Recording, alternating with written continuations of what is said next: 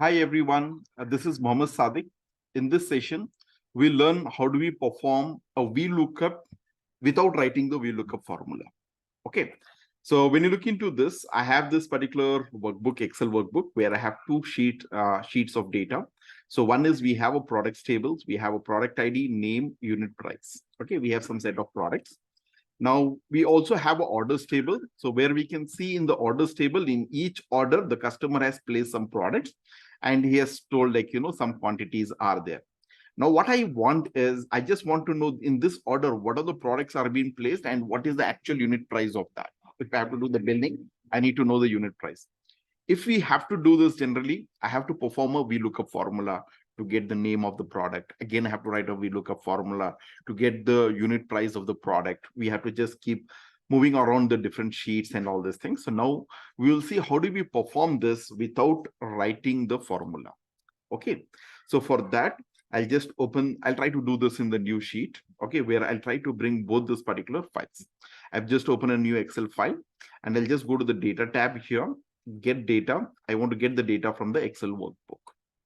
Okay, so then we select the file based on which you want to read. I'll just say import. Now the data is being spread across two different sheets. One is the products, another one is your orders. So I have to bring the data from both of this. So what I do, I'll just select multiple. I'll just select the order sheet as well as the product sheet. Okay, and I'll just say hit on the transform button. I'll hit on the transform button. As soon as you hit on this particular transform button, what happens is it opens a Power Query editor. So it opens a Power Query editor where you can perform this transformation operations. Okay, so now for doing that, we can see we have the orders table as well as the products table. So I need to merge this. So for that, here you can see in the home tab, we have this particular merge. We have merge queries as new. When you hit on this merge queries as new, so it opens a new merging option. So where I say, okay, fine, I want to take those orders. In the orders, I want to add products table. Fine, select it. And I'll just say, okay, you can see okay is disabled here. So that means, so since you're merging those two tables, we need to have a common column there. So what is the common column? I need to select that. Product ID is the common column. As soon as you select this, okay is enabled, just hit on okay. As soon as you hit on this particular okay, you can see new table is being created called as merge one. So if you want, you can rename this. Okay, fine. In this one, what is there? We have order ID, product ID, and quantity, but we don't have a product information, but a product table is there.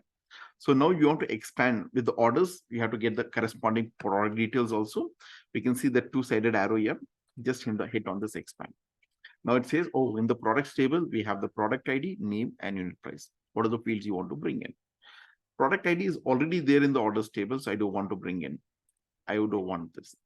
And here you can see use original column name as prefix. Original name means it is going to give the fully qualified name, the table name and the column names. I say no, and your product name and unit price is not there here. There is no name conflicts or anything. I'll just say don't want the original name. Just use whatever the name is here. That's it. Product name and the unit price. Just say okay. As soon as you say okay, so we can see based on the product ID, it is getting the corresponding name and whatever the unit price is there. So we can see we have this product 2, which is Chang, okay, which is around 19 euros.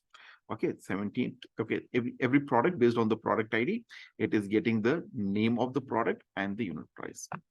Fine. So once you have done this, I want to load this particular data to my Excel sheet. So when I'm loading the data, I don't want this one. So the data, so only this particular things to be loaded. That is your merge. So if you want, you can rename this one. I'll just right click on this. I'll just have a rename option here. Yeah. So I'll just say products,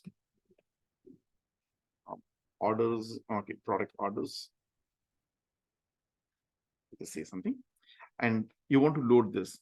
So what I do, just say close and load. So this particular thing, the data will be loaded into my Excel.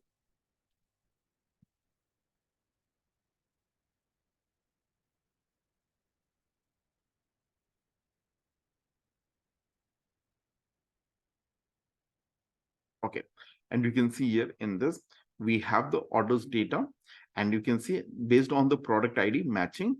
So we have a corresponding product name and the unit price also has brought in. And further, I can come to know in this order, okay, customer has purchased two different products. That is like, so this is one product, this is another product. Okay, and the value of this is 21 and this is 14, and units is like 13 and 4 respectively. Okay, so these things. So this is, we are able to perform, we are able to get the matching data without writing the VLOOKUP formula. Okay, so this is what is the Power Query feature of Excel.